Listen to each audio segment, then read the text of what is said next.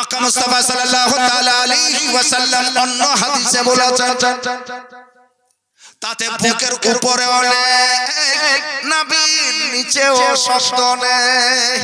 শুধু আমার নবী সাল্লাল্লাহু আলাইহি ওয়াসাল্লামের হাদিস আছে আন্না রাসূলুল্লাহ সাল্লাল্লাহু তাআলা আলাইহি ওয়াসাল্লাম ওয়াজা ইয়াদাহু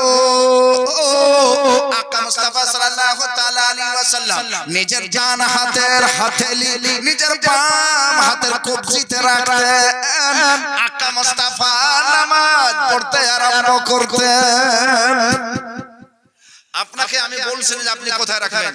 একজন ডান হাতের হাতেলি এটা প্যাট এইভাবে বাম হাতের কবজিকে ধরেন, ধরার পরে আপনাকে আমি বলবো না যে আপনি কোথায় রাখবেন, নরমাল হিসাবে ছাড়েন তো কোথায় যাবে, নরমাল হিসাবে ছেড়ে দেন। আপনাকে আমি বলবো না যে আপনি নাভির নিচে রাখেন না বুকের উপরে রাখেন না পেটের উপরে রাখেন, আপনি নরমাল ভাবে ছেড়ে দেন, তারপরে দেখেন কোথায় যাচ্ছে।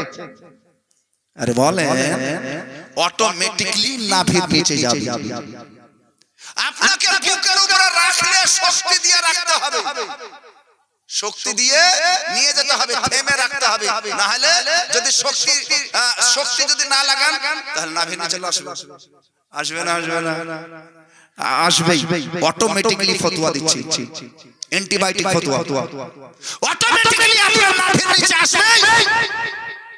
আমার নবী সাল্লাল্লাহু আলাইহি ওয়াসাল্লাম বলেন যে আমল করতে যেয়ে শক্তি করে আমল করতে হবে না, যেটাতে তোমার সহজ হবে সেটাই আমল করো।